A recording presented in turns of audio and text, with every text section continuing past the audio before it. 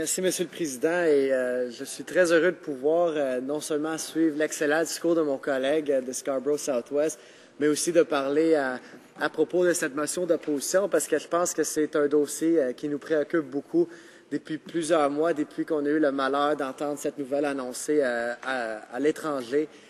Et depuis qu'on travaille sur ce dossier, depuis qu'on va à l'écoute de nos concitoyens, j'ai eu le plaisir d'accueillir deux députés de mon caucus qui ont fait un excellent travail dans le dossier, les députés de Marc-Aurèle Fortin et de Pierre Fondelard, qui sont venus visiter mon comté dans le cadre d'un forum qu'on a organisé sur la question justement qu'on aborde aujourd'hui, qui est la question de la sécurité de vieillesse et du supplément de revenu garanti et la hausse de l'âge d'admissibilité.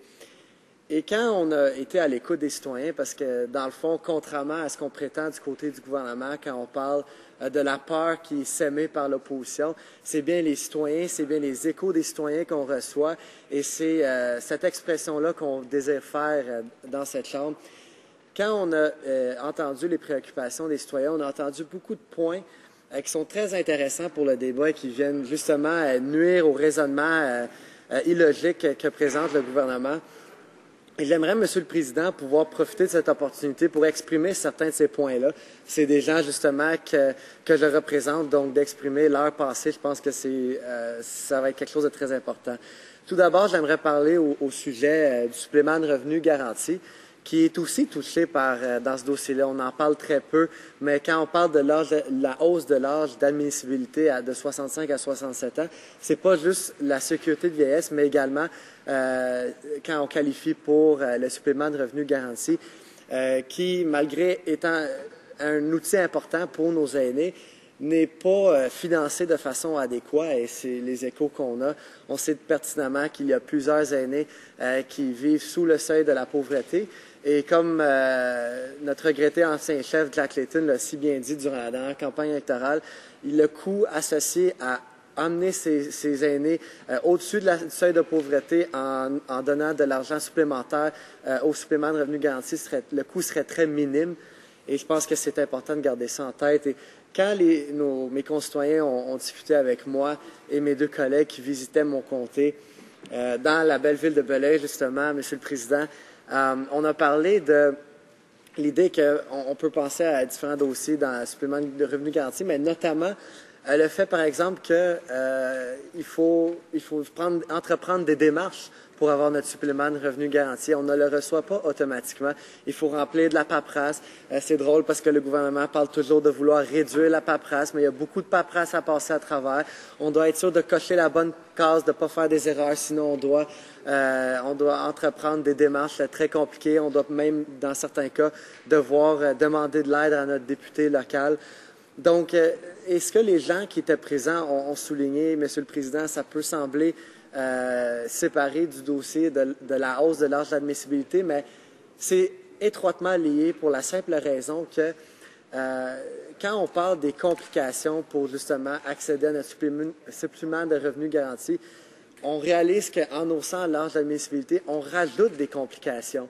C'est ça que les gens voulaient exprimer. C'est déjà une situation imparfaite pour ces gens-là. Il y a déjà beaucoup de problèmes au niveau du système de pension qu'on désire régler au sein de l'équipe du NPD.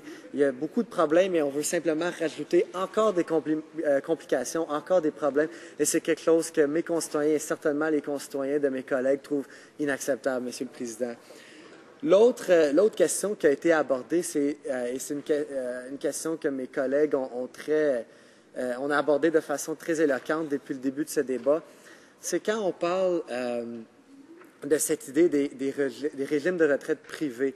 Donc, quand on parle d'investir dans les REER, par exemple, c'est tout à fait louable et félicitations aux gens qui sont capables de le faire et on les encourage de le faire. Mais on s'entend aussi qu'il y a des gens qui ne sont pas capables de le faire. J'aimerais voir mes collègues en face dire aux employés, les anciens employés de Nortel, par exemple, d'investir dans les REER. On a vu comment cette situation-là a tourné et les pertes qu'ils ont subies. J'aimerais voir le ministre des Transports dire aux anciens employés d'Aveos d'investir dans leur REER. Ils ont maintenant plus d'emplois, ils ont perdu leur emploi et on voit le mépris que le gouvernement démontre dans ce dossier-là. Et c'est tout étroitement lié, Monsieur le Président. Il y a une pertinence importante dans ce dossier parce que c'est ce que nos concitoyens ont partagé. L'idée ici, Monsieur le Président, c'est que on veut hausser l'âge d'admissibilité, on veut rendre ça plus difficile d'accéder à la sécurité de vieillesse ou au supplément de revenu garanti, mais en même temps, on ne vient pas aider les gens qui ont besoin d'un emploi pour justement pouvoir investir dans d'autres façons de prendre leur retraite. Je peux prendre d'autres exemples, Monsieur le Président, qui ont été partagés dans le forum, et si le temps me le permet, je vais le faire. Mais il y a un autre sujet très important que j'aimerais aborder aussi, et je pense qu'en tant que jeune député, c'est une question très importante. C'est le fait qu'on parle beaucoup de les gens qui ont 50 ans et plus, et je remercie mon collègue plutôt qui a parlé de ce point-là, qui a mentionné ce point-là plutôt, mais l'idée, c'est que il y a beaucoup de gens aussi qui ont moins de 54 ans qui vont être affectés par cette politique du gouvernement. Et des gens qui ont même 53, 54 ans aujourd'hui, qui sont très proches de la retraite. Et dans certains, par exemple, quand on pratique un métier d'ouvrier, un métier qui peut être très dur physiquement pour le corps, où on ne peut vraiment pas dépasser 65 ans, si on se rend en partant à cet âge-là. Et je ne veux pas trop répéter les points de mes collègues, parce que, comme je l'ai dit, ils ont si bien élaboré ce point, mais il y a des travails, il y a des métiers qui sont durs sur le corps, qui nécessitent une retraite plus tôt. Il y a même des conditions autres, comme par exemple des situations familiales qui peuvent nécessiter une retraite avant l'âge de 65 ans ou à l'âge de 65 ans. Donc, de retarder encore plus l'âge auquel ces gens-là peuvent profiter de services pour lesquels ils ont payé, je mentionnerai, Monsieur le Président, ça c'est un autre point important, pas pour trop faire de parenthèse dans un seul point, mais c'est très important de le dire, c'est un point qui nous a été partagé. C'est un système dans lequel les gens ont payé, que ce soit des jeunes, des gens qui sont proches de la retraite ou des gens qui ont déjà pris leur retraite. Nous avons fait un investissement dans le système et on est dans notre droit de recevoir notre juste part de ce système-là, Monsieur le Président. Mais juste pour revenir au point que je faisais, justement, on parle de gens qui ne sont pas en mesure d'investir dans des régimes de retraite privés pour toutes sortes de raisons. Et pour les gens qui le sont, comme je l'ai dit, c'est tant mieux pour eux, mais ce n'est pas le cas pour tout le monde. Et quand on parle du gouvernement du Canada, je crois qu'on devrait vouloir gouverner pour tout le monde et prendre en considération tous les besoins. Et quand on parle justement des jeunes, notamment, je n'ai pas entendu, par exemple, d'idées pour éduquer les jeunes à investir dans leur retraite. Ils sont déjà pris avec de l'endettement, par exemple, quand ils sont aux études. Je pense qu'un étudiant endetté ne pense pas du tout à investir dans son retraite. Il pense à finir ses études, il pense à se trouver un emploi et il pense aussi à rembourser ces dettes-là.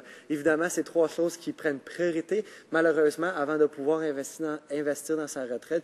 Et je pense que c'est des choses que le gouvernement devrait prendre en considération, mais ne prend pas en considération, malheureusement, Monsieur le Président. Et je pense aussi, quand on pense à des jeunes, justement, qui n'ont même pas d'emploi et qui ne sont même pas capables d'accéder à des études supérieures.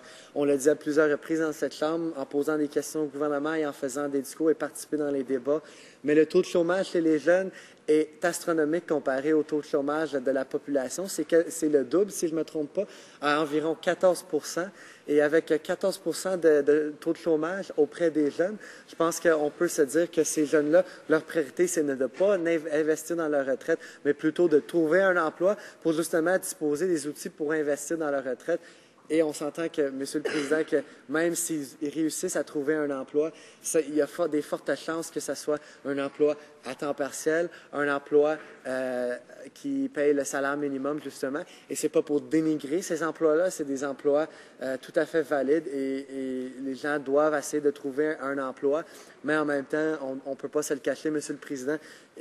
Quand on travaille dans un emploi, soit à temps partiel, soit au salaire minimum, ou les deux, on n'est pas vraiment en train de penser à comment investir dans nos REER. On n'est pas vraiment capable. Même quand on va trouver quelqu'un pour nous faire donner des conseils financiers à une banque, ils ne vont même pas accepter un client qui gagne moins d'un certain salaire. Donc, dans ce cas-là, ils ne sont pas capables de trouver l'aide nécessaire, l'aide que le gouvernement, évidemment, ne veut pas les données.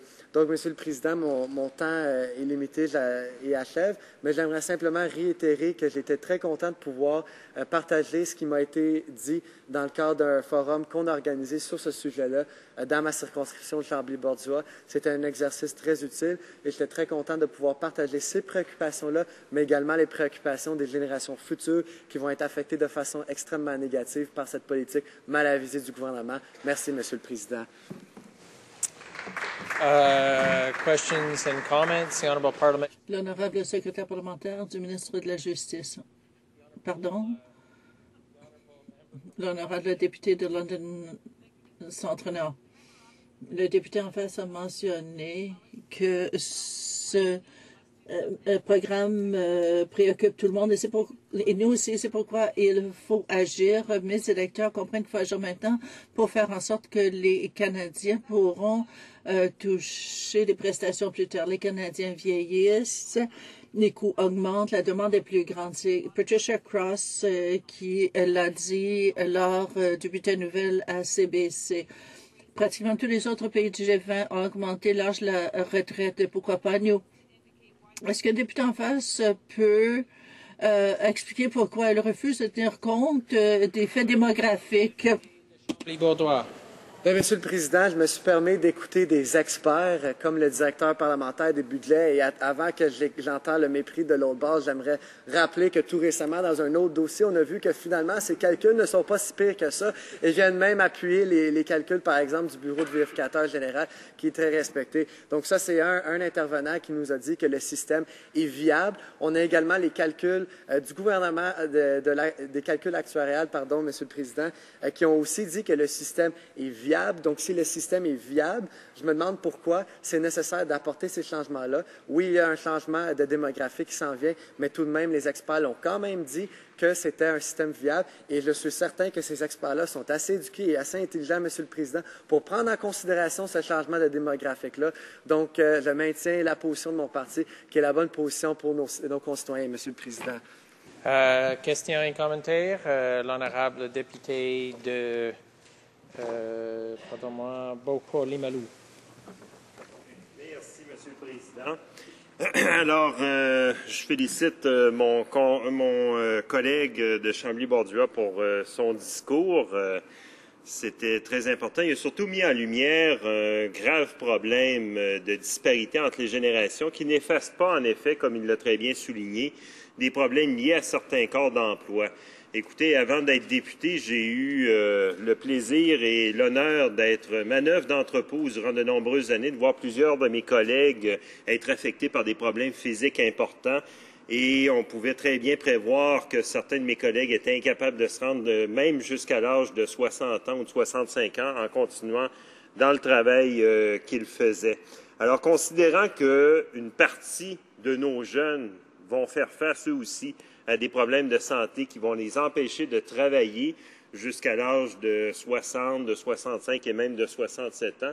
Je voudrais que mon collègue élabore un peu plus sur cette injustice-là vis-à-vis de certaines générations, malgré le fait qu'il a été largement démontré que le régime pouvait être viable. Le député de Chambly-Bordua. Merci, Monsieur le Président. Je veux remercier mon collègue pour sa question.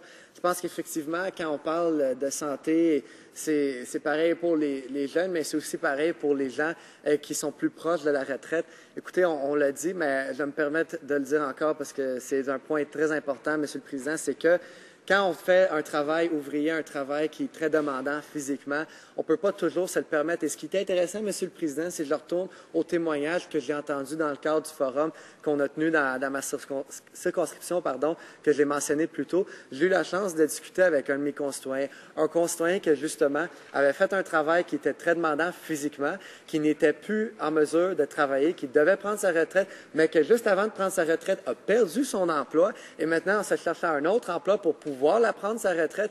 Les seuls emplois qui lui sont disponibles sont d'autres emplois qui sont très demandants physiquement. Écoutez, Monsieur le Président, c'est pas pour dénigrer ces emplois-là, comme je l'ai dit. Je pense que c'est très important de le mentionner. Mais quand on a quelqu'un qui a en haut de 50 ans, qui a perdu son emploi, qui est peu en mesure d'être rémunéré de façon adéquate et qui, en plus, se rapproche à un âge de retraite, et maintenant, on va me dire que le gouvernement va amener une politique qui va le nuire encore plus. Je trouve ça absolument déplorable, Monsieur le Président.